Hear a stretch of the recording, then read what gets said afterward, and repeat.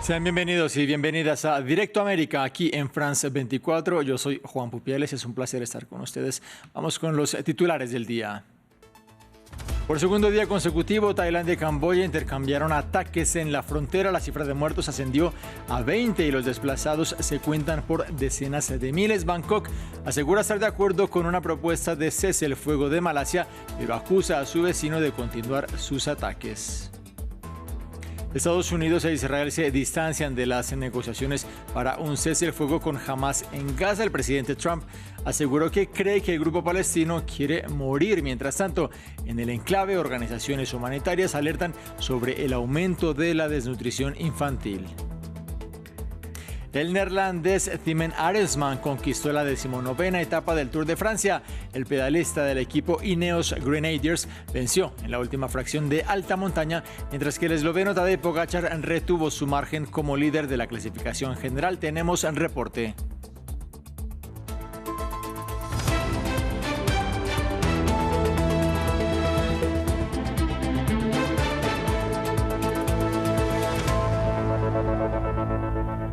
En el segundo día de enfrentamientos entre Tailandia y Camboya, el canciller de Bangkok afirmó que acuerda en un principio la propuesta de cese el fuego planteada por Malasia, pero culpa a Camboya de continuar con los ataques. Este fuego cruzado en la frontera deja ya al menos 20 muertos, mientras que se registran más de 130.000 evacuados, de acuerdo con el ejecutivo tailandés, quien alerta de un riesgo de guerra. Veamos el informe. Este viernes, cientos de camboyanos acudieron a donar sangre en la capital, Phnom Penh, mientras las tensiones con la vecina Tailandia estallaban en hostilidades en varios puntos del frente, con intercambios de artillería por segundo día consecutivo. Ver a nuestro ejército sacrificar sus vidas para defender nuestro país me motivó a venir a donar mi sangre como reserva para ser utilizada cuando sea necesario.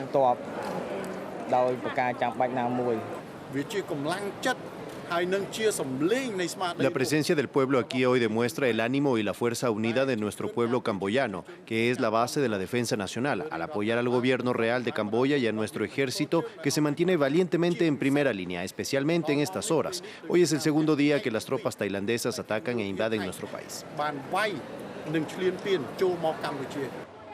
Al otro lado de la frontera, en Tailandia, los enfrentamientos provocaron un éxodo masivo y más de 4.000 personas se refugiaron en este gimnasio de la ciudad de Surin.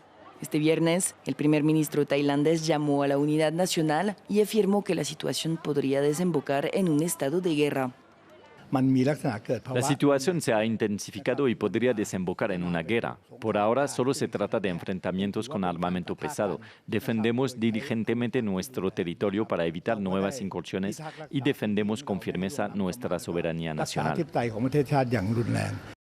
Ambos países se acusan mutuamente de haber iniciado las hostilidades y se niegan por ahora a deponer las armas. Los dos vecinos se disputan amargamente el Triángulo Esmeralda, la región que se extiende a lo largo de Tailandia, Camboya y Laos. En noticias de la guerra en Gaza, el premier israelí Benjamin Netanyahu y el presidente de Estados Unidos, Donald Trump, abandonaron las negociaciones que comenzaron hace más de 2 semanas de manera indirecta en Qatar. El magnate cargó contra la organización palestina y los acusó de no querer llegar a un acuerdo. Creo que quieren morir, añadió Trump, quien partió hacia Escocia para un viaje en donde va a inaugurar un nuevo campo de golf de su propiedad.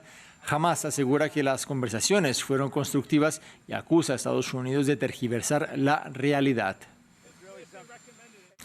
Mientras tanto, Naciones Unidas estima que hasta 100.000 mujeres y niños sufren desnutrición aguda grave en Gaza.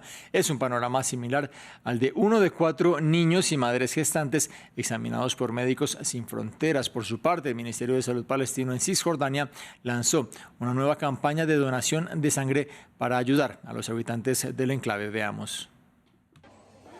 En este hospital de Gaza, la escasez de alimentos se ve agravada por la falta de suministros médicos. Las consecuencias son desastrosas para esta niña que padece una enfermedad rara y sufre desnutrición grave. Pesaba unos 15 kilos cuando empezó la guerra y solo 6,5 kilos hace una semana. La llevé al hospital, buscaron una vía intravenosa, pero no había. La ONU estima que hasta 100.000 mujeres y niños sufren desnutrición grave en el enclave. El Ministerio de Salud de Gaza, controlado por Hamas, informa de un número cada vez mayor de muertes relacionadas con la hambruna. El gobierno israelí declaró el jueves que habían entrado convoyes de ayuda humanitaria en la franja de Gaza, pero que las agencias humanitarias no habían podido recuperarlos para distribuirlos. Por su parte, las ONG denuncian la falta de acceso y seguridad debido a las operaciones israelíes en curso para entregar esta ayuda en todo el territorio. Estas personas esperan para donar sangre, para ayudar a otros palestinos como ellos que viven bajo las bombas israelíes en Gaza. Es la única solución que han encontrado para ayudarles. Entre los numerosos donantes se encuentra Faisal, un profesor originario de Ramallah. Como ser humano me solidarizo con nuestra población hambrienta y hago un llamamiento a todas las personas con conciencia para que actúen con el fin de poner fin a esta hambruna y a este genocidio. Algunos incluso han iniciado una huelga de hambre. No tenemos más remedio que utilizar nuestro cuerpo para expresar nuestro rechazo a esta ocupación y a las masacres por hambre en la franja de Gaza, aunque perdamos la vida. Es hora de que la comunidad internacional asuma sus responsabilidades y actúe. Este viernes la ONG Médicos Sin Fronteras denunció que un cuarto de los niños de menos de 5 años y de las mujeres embarazadas y lactantes atendidos la semana pasada en Gaza padecen desnutrición. A nivel internacional, este viernes el gobierno de Francia defendió su anuncio de reconocer en septiembre al Estado palestino, una medida criticada fuertemente por el Ejecutivo israelí, al igual que su aliado, Estados Unidos. Previamente, hablamos con Paulina Astroza, doctora en Ciencias Políticas y Sociales, directora del Centro de Estudios Europeos de la Universidad de Concepción en Chile, quien nos habló acerca de lo que supone de que Francia sea a futuro el Estado 149 en otorgar este reconocimiento. Creo que es un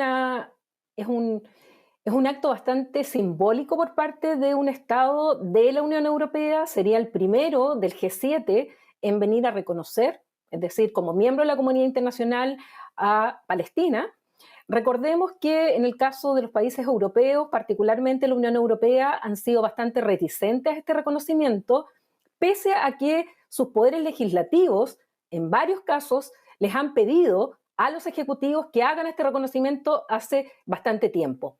El primer país que, siendo parte de la Unión Europea, reconoció a Palestina como Estado fue Suecia el 2014.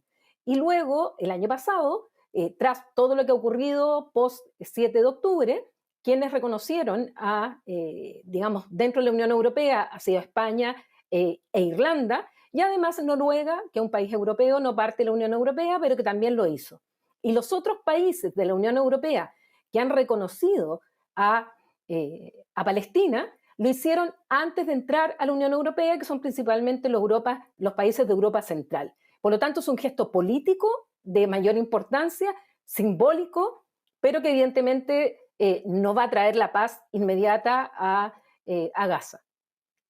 El activista libanés George Abdallah, líder de la causa palestina, llegó este viernes a su tierra natal después de salir de una cárcel en Francia, en donde estuvo preso durante 4 décadas por su complicidad en el asesinato de 2 diplomáticos. Cientos de personas le dieron la bienvenida en el aeropuerto de Beirut, en donde se encuentra nuestra corresponsal Ethel Bonet, quien nos entregó el siguiente informe. Desde esta mañana la gente no se ha movido al aeropuerto de Beirut. Banderas palestinas, retratos y canciones revolucionarias están aquí por George Abdallah, que vuelve a Líbano tras casi 40 años en una cárcel francesa. Su avión aterrizó a las 2:20 de la tarde hora local. Dentro le esperaba su familia y afuera cientos de seguidores. Ahora mismo una caravana lo acompañará rumbo a su pueblo natal, Kobayá, en el norte del país, donde se prepara una gran recepción. Abdallah fue condenado en 1987 por complicidad en el asesinato de un diplomático estadounidense y otro israelí en París. No reconoció los hechos, pero sí los defendió como parte de la lucha armada. Era el contexto de la guerra civil libanesa y de la ocupación israelí en el sur. Durante años fue considerado el enemigo público número 1 en Francia. Su caso dividió opiniones, para algunos un preso político, para otros un obstáculo diplomático. Pudo haber salido en 1999 bajo libertad condicional internacional, pero todas sus solicitudes fueron rechazadas. Hasta ahora, donde la semana pasada un tribunal de París autorizó su liberación a condición de que abandone Francia para siempre. Según el ministro de Interior libanés Bassam Malawi, su regreso cierra una página de sufrimiento personal y abre otra de reconciliación nacional. Pero no todos lo ven así. Las heridas de la guerra civil siguen abiertas. En el sur los bombardeos continúan pese al alto el fuego y la guerra en Gaza sigue encendiendo toda la región. Para algunos, más que cerrar una historia, este regreso la vuelve a abrir. Más noticias. La diplomacia se sigue mostrando estancada en la guerra entre Rusia y Ucrania. En las últimas horas, el Kremlin descartó una propuesta de Kiev para avanzar con las discusiones de paz. El portavoz ruso Dmitry Peskov descartó la posibilidad de una cumbre entre los presidentes Vladimir Putin y Volodymyr Zelensky antes de cualquier acuerdo de paz definitivo. El mandatario de Ucrania había asegurado que Moscú había empezado a adoptar la posibilidad de tener tal encuentro cara a cara. Actualizamos las noticias del mundo del deporte con el Tour de Francia. El neerlandés Thymen Arensman se impuso este viernes en la etapa número 19, la que fue la última etapa de alta montaña de esta edición con final en La Plagne. Conectamos con nuestra enviada especial Natalia Ruiz Giraldo. Natalia, vimos un final de fracción bastante disputado. Así es, muy disputado este final de ese último premio de montaña de esta edición del Tour de Francia con esa victoria de Thymen Arensman. Es su segunda victoria en esta edición del Tour de Francia, el que logró mantener esa pequeña ventaja ya en los últimos kilómetros, teniendo en cuenta que justamente ese grupo que estaba siendo llevado por Pogačar, el líder, el de maillot amarillo, justamente venía también ahí Vingegaard, así como Florian Lipovic, venían tratando de cazarlo, pero finalmente pues fue perfecto para Arensman, quien llegó en lágrimas cruzando la meta aquí a todo lo alto de La Plagne. Estamos a 2.502 metros de altitud y se quedó un tiempo ahí también en el piso tratando de entender lo que acababa de realizar. Muchísimas lágrimas en los ojos de Arensman, que bueno, logra este gran triunfo del día de hoy. Eso sí, por parte de la general no hay muchos cambios en realidad, a pesar de que sí hubo un pequeño descuento de tan solo 12 segundos por parte de Jonas Vingegaard, a quien esperábamos ver si de pronto iba a atacar al día de ayer. Había dicho, este tour todavía no se ha acabado, pero por ahora vemos que Pogačar continúa de todas maneras con una ventaja bastante amplia de 4 minutos y 26 segundos y se mantiene con ese maillot amarillo que ya debería llegar con él hasta París y lograr ese cuarto triunfo.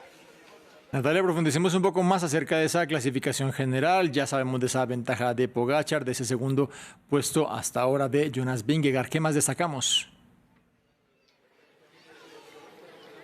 Bueno, pues hoy habíamos hablado un poco más temprano de quizás podría ser la pelea por el tercer puesto de ese podio y tuvimos pelea un poquito entre Oscar Onley, el escocés, que trataba de quedarse con esa tercera posición ante Florian Lipovic, pero finalmente Onley no tuvo las piernas y cruzó la meta detrás de Lipovic, que se queda de todas maneras con ese tercer lugar y le saca ya un poco más de un minuto entonces al escocés, así que no hay mayores cambios. Hay que decir también que Primož Roglič estaba haciendo una buena carrera, especialmente en el descenso de la segunda dificultad, allí en el Cormet de Roseland, bajó solo, iba bastante bien y finalmente no solamente lo cazó el pelotón, o en todo caso el grupo que iba justamente detrás de él, pero sobre todo perdió bastante tiempo y ya perdió al menos 3 puestos más en la general, él venía quinto, así que como verán bastantes dificultades en el día de hoy para Primož Roglič, que una vez más va a irse con las manos vacías y como les decía, pues no hay muchísimos